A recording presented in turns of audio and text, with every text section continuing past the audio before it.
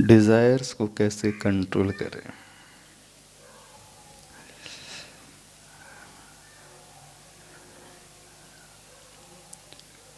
उसके side effects के बारे में सोच करके, आफ्टर इफेक्ट्स के बारे में सोच करके। जब हम आफ्टर इफेक्ट्स के बारे में सोचेंगे, क्या हम इससे पाएंगे, क्या हम खो देंगे, तो ही व्यक्ति समझ सकता है। अब डिज़ायर्स तो ऐसी होती हैं, जितनी फुलफिल करो उतनी ही वो बढ़ती चले जाती है ना। उसके लिए एक बात आती है, शमशान घाट में जितनी भी चिताएं जलती जाएं वो कभी पूर्ण होता नहीं। उसकी प्यास हमेशा बनी ही रहेगी, चिताएं जलती चले जाएंगी। समुद्र में कितना भी जल नदी का भरता चले जाए, समुद्र कभी तृप्त होता नहीं। अग्नि में हम कितना भी घी डालते चले जाएं, अग्नि घी डालने से कभी शांत होती नहीं, बल्कि और बढ़ती है। लगता ऐसा है कि हम कुछ डाल रहे हैं तो अग्नि शांत हो जाएगी। समुद्र में जल आ रहा है तो समुद्र एक दिन पूर्ण हो जाएगा, तृप्त हो जाएगा, संतुष्ट हो जाएगा। एक चिता पहुंच जाएगी, एक शव पहुंच जाएगा शमशान घाट में, अब इसकी आवश्यकता नहीं, ज़्यादा नहीं। तो डिज़ायर्स के लिए भी बिल्कुल, इच्छाओं के लिए भी बिल्कुल ऐसा ही कहा जाता है, कहा ही नहीं जाता है, फैक्ट यही है। हम जितना पूर्ण करते चले जाएंगे वो उतनी ही बढ़ते चले जाएंगे।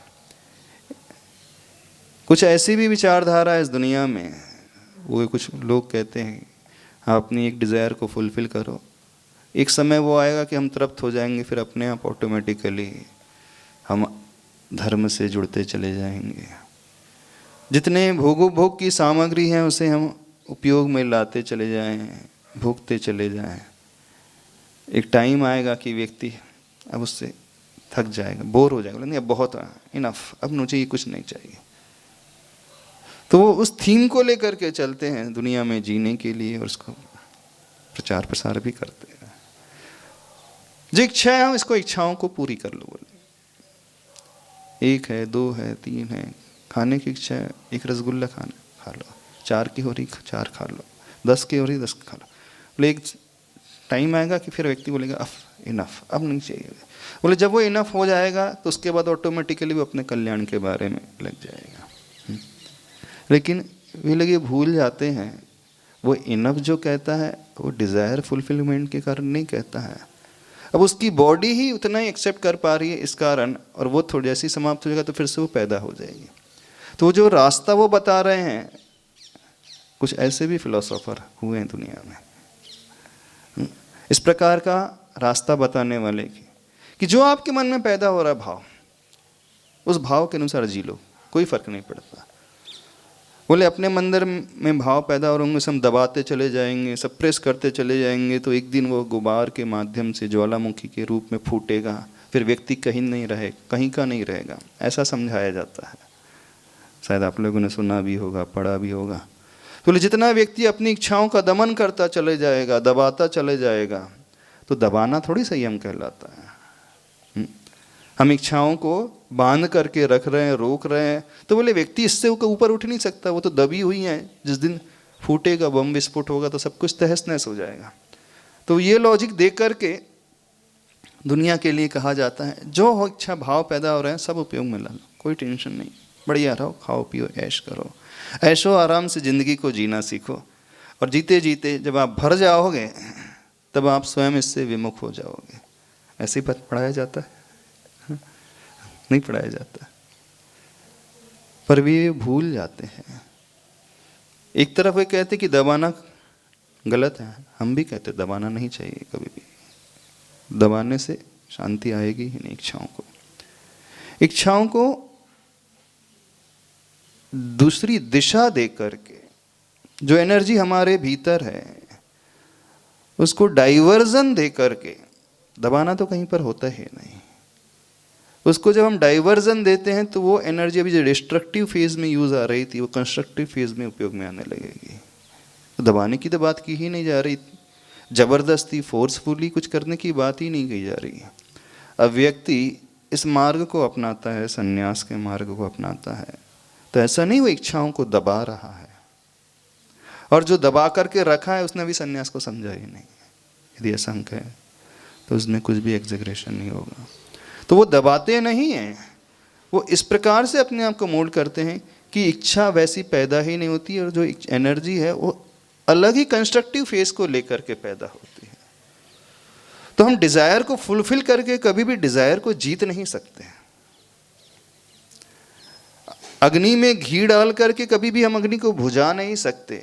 होना क्या चाहिए, हमें ये समझना चाहिए कि जो डिजायर पैदा हो रही, इच्छा पैदा हो रही है, इच्छाएं पूर्ण करने के पश्चात क्या हमारी इच्छा समाप्त हो जाएंगी कुछ देर के लिए दब जाए? ये तो सॉल्यूशन है ही नहीं उसका। इच्छाओं को पूर्ण कर लेना, विषयों को भोग लेना, उसका सही रास्ता जो है, हम इस प्रकार का अपना एटीट्यूड बनाएं कि हमारे अंदर जो है इच्छाएं अथवा हमारी एनर्जी कुछ अच्छे को लेकर के ही पैदा हो। अब आप कहो कि दुनिया को देखते हैं, दुनिया वालों को देखते हैं, आसपास के माहौल को देखते हैं, तो इच्छाएं पैदा होने लगती हैं, मन में भाव पैदा होने लगते हैं कि नहीं मुझे वो चाहिए, ये खाना है, ये पीना है, ये सब वस्तुएं चाहिए, व्यक्ति चाहिए, तभी मैं अच्छे से शांत रह पाऊँगा। नहीं है तो मैं ऐसा ही अंदर जलता रहूँगा, पीड़ित रहूँगा, और अंदर ही अंदर जलता रहूँगा तो फिर एक टेंशन होने लगेगा, फिर मेरे जीवन में तो आंतरिक रूप से कुछ सुख पैदा ही नहीं होगा, है ना? ऐसे ही पढ़ाया जाता है, नहीं पढ़ाया जाता है। तो न ही हमें दबाना है, न ही अग्नि में घी डाल करके उसे शांत करना, दोनों ही रास्ते गलत हैं। वो बोलते हैं कि नहीं अग्नि में घी डाल दो, अग्नि कभी बुझ जाएगी कभी ना कभी। और एक तरफ कहा जाता है जब अति हो जाती कि नहीं एकदम दबा करके रखो इच्छा को, मन में जो भाव पैदा रहा करना नहीं। उसका सही सॉल्यूशन जो है इस प्रकार से देखें, उसके आफ्टर इफेक्ट को सोच करके कि हमारी शांति हो नहीं, तो फिर हम अपनी इच्छाओं को एक नया ही रूप दें, नई ही दिशा दें। जो इच्छाएं हम इस दिशा में, नई दिशा में लेकर के जाएंगे, तो इसमें हम बहुत कुछ, न ही हम दबाना है, न ही हमें भोगना है, हमें एक अलग ही आनंद के जीवन में, आनंद की दुनिया में रहना है, और उसका आनंद ही सही आनंद होता है। अब कोई कहता है बहुत प्यास लग रही है, बोले उपवास करके बैठने से क्या है, बढ़िया एक जगह ठंडा ठंडा पानी पी लो, शांति से बैठ करके माला फेरो। भूख लग रही है, बढ़िया खा लो शांति से बैठ करके, फिर भगवान का नाम लो, क्षमता से रहो, है ना? एक व्यक्ति फिर यही तर्क देता है, उसकी शराब पीने की इच्छा हो रही है, बोले पी लो फिर अच्छे से बैठो। एक की पाउच खाने की इच्छा होती है, बोले खा लो फिर बढ़िया अच्छे से बैठो। एक की जुआ खेलने की इच्छा होती है, बोले खेल लो फिर अच्छे से शांति से रहो।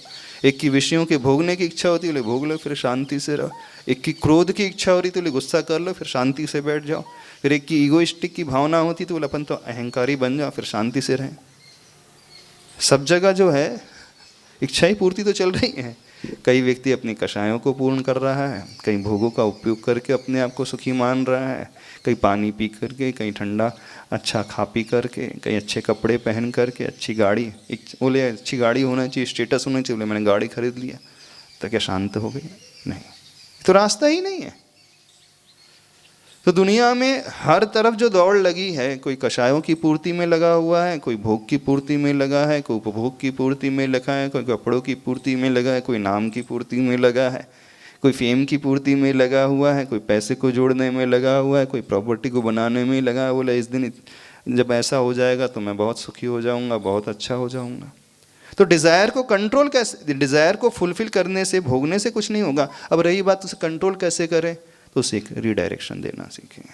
आफ्टर इफेक्ट्स के बारे में सोच करके सिकंदर जैसे चले गए, बड़े बड़े चक्रवर्ती चले गए, बड़े बड़े राजा महाराजा चले गए, अंबानी जैसे, टाटा जैसे, देख लो। छोटी सी है जिंदगी, बड़े बड़े अरमान, पूरे हो ना पाएंगे, निकल जाएंगे प्राण। आचार्य भगवान ने बहुत अच्छा दोहा लिखा। तो हम इच्छाओं को पूर्ण करने के लिए भागते रहेंगे तो लाइफ बहुत छोटी है, और सबके अरमान बहुत लंबे चौड़े, वो तो कभी पूरे हो ही नहीं पाएंगे। जिंदगी में प्राण निकल जाएंगे, कुछ नहीं हो पाएगा। तो सही तरीका क्या है?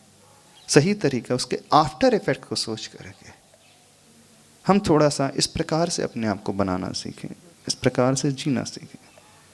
हमारे भीतर वो शक्ति है, ऊर्जा है, एनर्जी है, तो उसका उपयोग इस प्रकार से करें कि वो इच्छा तो पैदा हो लेकिन वो समीचीन इच्छा पैदा हो।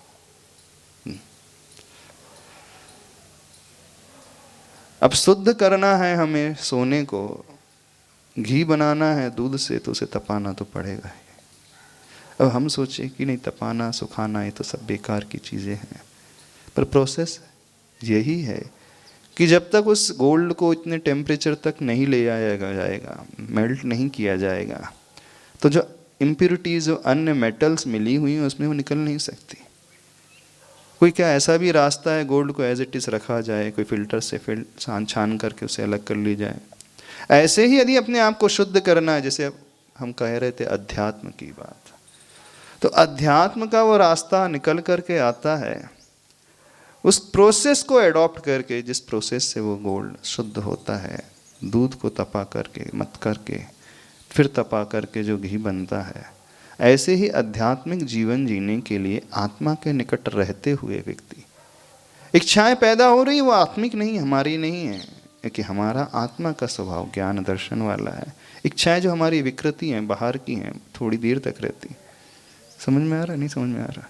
हाँ, एक फिलॉसफी है ना, खूब ऐशो आराम से जियो, बढ़िया खाओ पियो ऐश करो, जो इच्छा हो रही है उसे भोग लो बढ़िया, फिर टेंशन फ्री होकर के जियो। और वो लोग इस रास्ते को अपनाते हैं। दुनिया में और चाहिए क्या? दुनिया वालों को जो मैं भोगने के लिए भावना कर रहा हूँ वो मिल जाए बढ़िया, और मैं धर्ममय जीवन जीने वाला कहलाऊँ, धार्मिक कहलाऊँ, आध्यात्मिक पुरुष कहलाऊँ, और क्या चाहिए उससे? मैं भगवान माना जाऊँ, और क्या चाहिए उससे? मैं सारे काम करते रहूँ संसार के, फिर भी मैं अच्छा माना जाऊँ, और क्या चाहिए? थोड़ी इससे अच्छा रास्ता तो कोई होता ही नहीं। तो इसको अडॉप्ट करने वाली भीड़ मिल जाएगी आपको। क्यों? दोनों ही प्रकार की ज़िंदगी मिल रही है। बोले जो जो इच्छा हो रही मैं उसको भोग भी रहा हूँ, पूरी भी कर रहा हूँ, और उसके बाद मैं शांति से बैठ रहा हूँ। 100 चूहे काके बिल्ली हज को चली, कहावत है। हाँ, जो इच्छा हो रही है बस बढ़िया कर लो, फिर बढ़िया शांति से। बोले लड़ने की इच्छा हो रही है, एक दिया उसको जमा करके, अब मैं शांति से समता से बैठा हूँ। हाँ ठीक है। उसको मारने की इच्छा हो रही है, उसको गाली देने की इच्छा हो रही है, देखो मेरे भीतर अंदर बहुत आकुलता हो रही थी, जब तक उसे सुनाऊंगा नहीं, 4 बातें बोल नहीं दूंगा, मेरी आकुलता समाप्त नहीं होगी। तो उसने 4 सुना दिया। बोले अब मैं शांति से बैठ रहा हूँ, मेरे मन का गुबार निकल गया, मेरे भीतर एकदम शांत परिणाम, समता का भाव आ गया। तो यही दुनिया तो कर रही है पूरी की पूरी। एक लड़ने में सुख मान रहा है, अपने आप को सुखी मान रहा है, एक भोगों को भोग करके सुखी मान रहा है, एक पानी पी करके, एक भोजन करके, एक मिठाइयाँ खा करके, एक कपड़े पहन करके, एक प्रॉपर्टी खरीद करके, एक पैसा जोड़ करके, और एक अपने ईगो को फुलफिल करके, अपनी कषायों को पूर्ण करके, चिल्ला करके, गुस्सा करके अपने आप को सुखी मानता है। एक लालच करके मान रहा है, एक मायाचारी से मान रहा है। तो सारा खेल, तो सारी दौड़ तो इसी की लगी है। तो इससे कुछ होने वाला नहीं है। समझ रहे हो? नहीं समझ रहे?